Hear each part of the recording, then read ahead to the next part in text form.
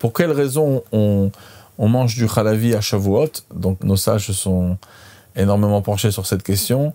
C'est intéressant puisque c'est une coutume plutôt apportée par les décisionnaires ashkénazes, non séfarades, mais concrètement, si c'est une bonne chose gastronomique, tout le monde est d'accord. Donc ce minhag est devenu pratiquement international au niveau de cette coutume. Maintenant, une des raisons, probablement la Torah, elle est comparée au lait. On a reçu la Torah, des fois on compare dvash vechalav tachat leshoner. Quand quelqu'un étudie la Torah, on dit qu'il a du lait et du miel sous sa langue. Pourquoi? Bon, le lait, ça fait grandir. La Torah nous permet de grandir, d'avoir la grandeur qu'il faut spirituellement.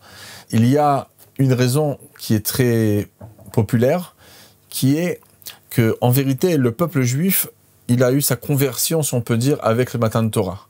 On a reçu le joug de la Torah et donc il y a eu un sacrifice qui a été apporté, et donc la vraie conversion du peuple juif, avant Matan Torah, était considérée comme non-juif au niveau de nos statuts, ce qu'on appelle Ben Noach. Malgré qu'on faisait partie du peuple d'Avraham Avinu, qu'on a été désigné, choisi par Dieu, mais la vraie conversion du peuple juif s'est produite à Matan Torah. S'il y a un non-juif qui abat une bête avec la shrita dans les lois juives, la viande ne sera pas cachère. Il faut que ça soit un juif qui fasse la shrita pour que ça soit cachère. Non pas chas v'shalom, il n'y a aucun sujet raciste dans cette définition, simplement des lois de Dieu, et chacun a sa mission sur cette terre, etc. Donc personne ne doit se vexer.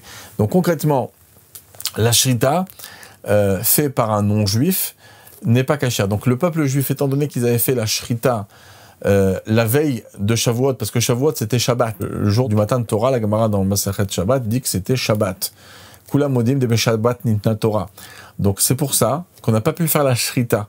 Donc les bêtes abattues avant Matan de Torah étaient des bêtes abattues par des non-juifs.